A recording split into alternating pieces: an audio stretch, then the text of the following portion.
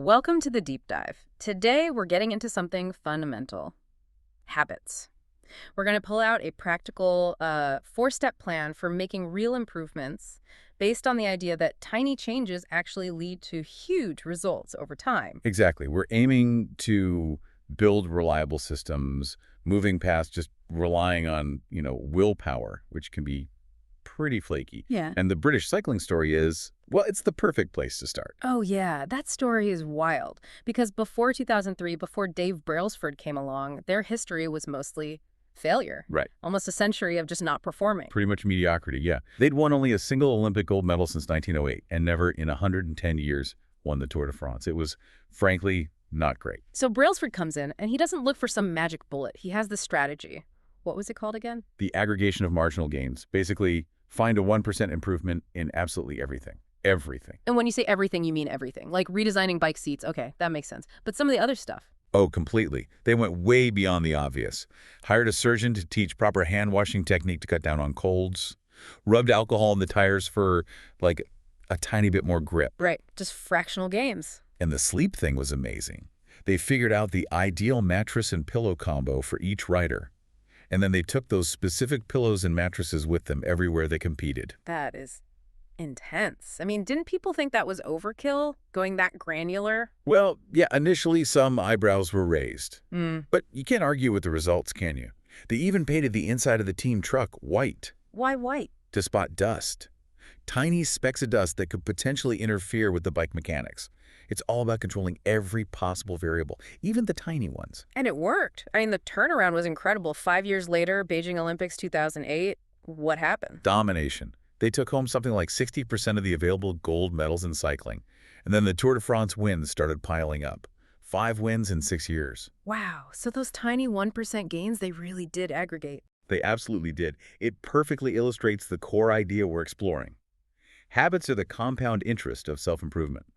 Improve by just 1% each day, and after a year, you're theoretically 37 times better. 37 times, that's staggering. It is. And it shows success isn't usually about one giant breakthrough.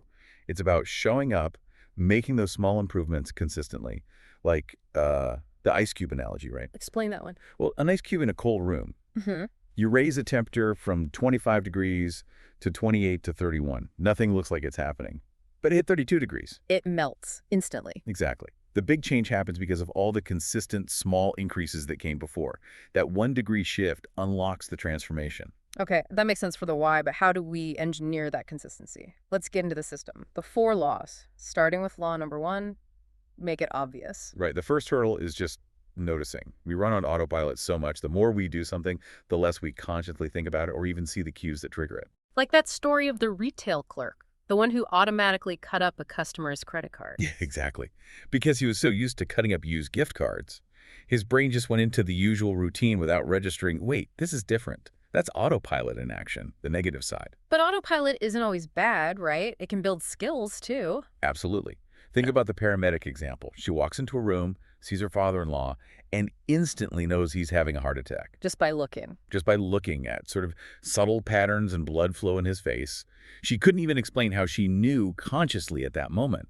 Years of repetition had trained her brain to see the cue instantly. That's non-conscious skill. So if the problem for bad habits is not noticing the cues, the solution is to force ourselves to notice.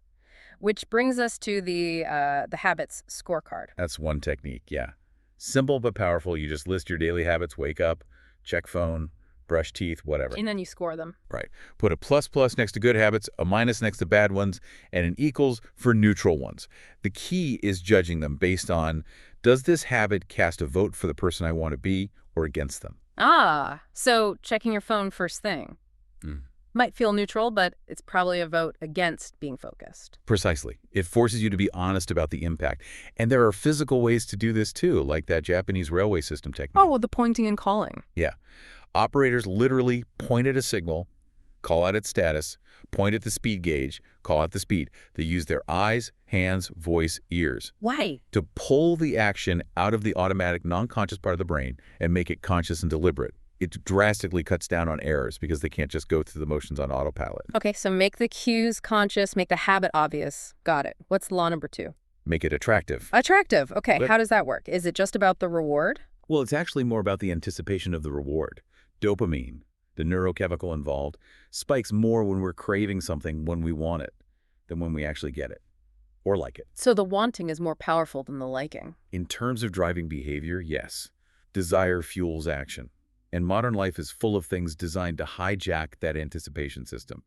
We talk about supernormal stimuli. Exaggerated cues, right. Things that push our evolutionary buttons harder than anything in nature. Exactly. Our ancestors sought out calories, so junk food concentrates sugar and fat way beyond a natural fruit or animal. Hmm. Alcohol becomes hard liquor. Social validation becomes endless notifications on social media. And we see this in animals too, don't we? Like birds preferring fake eggs or exaggerated Yeah, features. the gray-lag goose rolling a volleyball, a giant fake egg into its nest. Yeah. Or gulls pecking harder at a cardboard cutout with bigger, brighter red spots than their own mother's beak. We're all susceptible to these exaggerated triggers. So making a habit attractive isn't just about the end result. It's about making the process itself appealing, or at least overcoming these supernormal temptations. Right. And one powerful way to make something attractive is through social norms. We are deeply wired to imitate the groups we belong to or want to belong to. That reminds me of the Ash conformity experiments, the ones with the lines. Classic example. People were shown lines and asked to match the length, a really obvious task. But when everyone else in the room, who were actors, deliberately gave the wrong answer, People went along with it. a huge number did. Nearly 75% conformed to the clearly wrong group answer at least once. It shows the immense pressure we feel to fit in, to do what the many are doing. So if you want to adopt a habit, surround yourself with people for whom that habit is normal behavior. It makes it way more attractive, yes. And another angle is reframing how you think about the habit, changing your internal language. The have to versus get to idea. Exactly. Saying, I get to go for a run feels like an opportunity, not a chore, Yeah. like I have to go for a run. It changes the feeling associated with it. Like the man in the wheelchair example. Yeah, he reframed his situation entirely. He wasn't confined to his wheelchair. He said he was liberated by it, because without it, he'd be stuck in bed.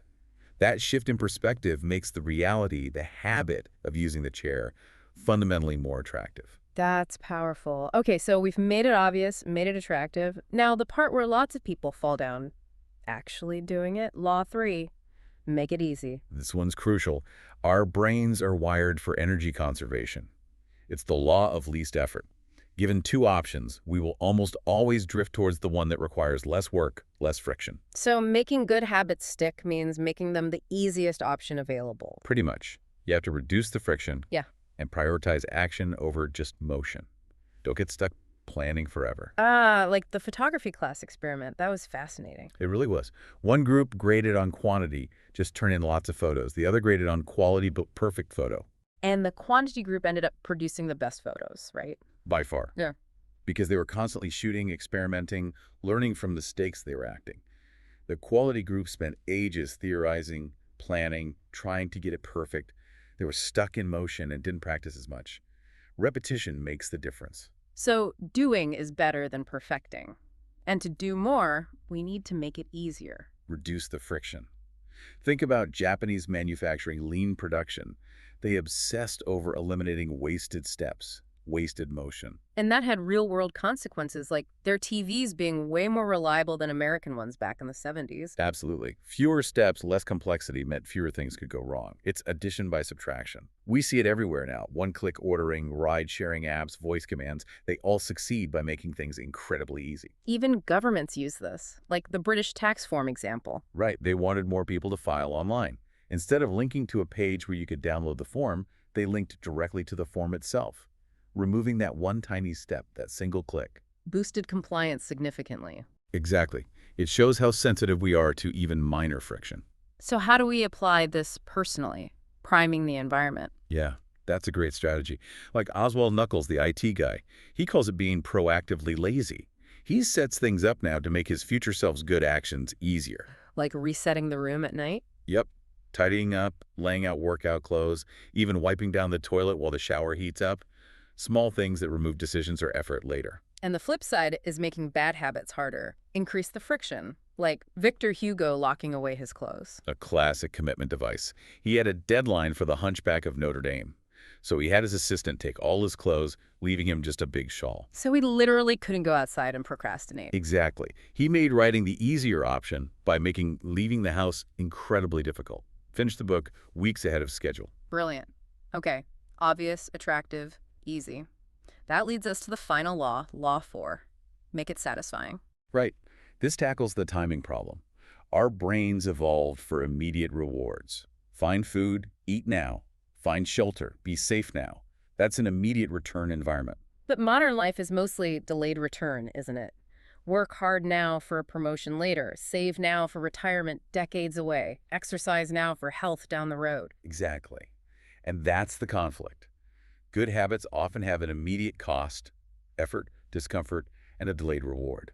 Bad habits often have an immediate reward, pleasure, comfort, and a delayed cost. So our immediate return brain struggles with that. It does. So the trick is to inject some form of immediate satisfaction into the good habits, even a small one. Like the hand washing project in Karachi. Perfect example. People knew washing hands was important for health, the delayed reward, but they weren't doing it consistently. Until they got better soap. Exactly. Soap that lathered well and smelled nice, that provided an immediate, small, pleasant sensory reward. It felt good right now. And that little bit of immediate satisfaction was enough. It was huge. Diarrhea rates dropped over 50%. That immediate positive feeling signaled to the brain, hey, this action was good, remember to do it again. So we need to find ways to give ourselves immediate positive feedback for good habits. Like the paperclip strategy. Yeah, Trent Deersmith, the stockbroker, he aimed for 120 sales calls a day, started with 120 paperclips in one jar, moved one clip to an empty jar after each call. So he saw the progress immediately. Instantly. He didn't have to wait for a sale. Oh. Moving the clip was a small, immediate win, a visual sign of progress. That immediate satisfaction kept him going, made him millions eventually. And you can do this for avoiding bad habits too, right? Yeah. Not doing something satisfying. Yes. The example, a savings account. Yeah. Want to buy less coffee. Yeah. Set up an account named New Gadget Fund or whatever. Every time you skip buying that $5 latte, immediately transfer $5 into that fund. Ah, so you see the fund growing immediately. The act of not spending becomes instantly rewarding. Precisely. You're making the avoidance visible and satisfying. But there's a crucial caution with measurement. Goodhart's law. Right. When a measure becomes a target, it ceases to be a good measure. Meaning, don't get so obsessed with the number that you miss the point. Like hitting 10,000 steps but eating junk food all day. Exactly. The step count becomes the goal, not actual health. The measurement is supposed to guide you to check if the system is working, not become the identity itself. You're aiming to be healthy, not just count steps. Use the metric to track progress, not as the end-all be-all. Okay. The focus should remain on casting those votes for the identity you want. So, wrapping this all up, what's the big picture here? It feels like it's less about the specific goal, lose weight, write a book, whatever, and more about building the system. That's exactly it. Success isn't really about setting goals. It's about implementing a system of continuous small improvements using these laws. Every habit you perform, good or bad, is like casting a vote for the type of person you become. The system determines the outcome. Build the right system, and the results take care of themselves. Pretty much. And, thinking beyond just behavior change, the sources offered a really interesting final thought on satisfaction itself. Oh, let's hear it. It framed it as an equation. Satisfaction, liking, wanting. Liking minus wanting. Yeah. The idea being, if you're wanting, your craving, your desire for more, always outpaces what you actually have and like. You'll always feel unsatisfied, no matter how much you achieve. So even if you succeed by external measures, if your desires keep escalating, you never actually feel content. Right. Which suggests that maybe the ultimate achievement isn't constantly striving and fixing, but reaching a state of observation without craving. Realizing you have enough, that your system works, and you can just exist within it effectively. Wow, observation without craving, that's definitely something to chew on. So for everyone listening, the challenge maybe is to pick just one small thing today or tomorrow. Yeah, find one habit you want to build. Can you make it more obvious, more attractive, Yeah. a little easier, or add a touch of immediate satisfaction? Just start casting one small vote for the identity you want to build. That seems like a good place to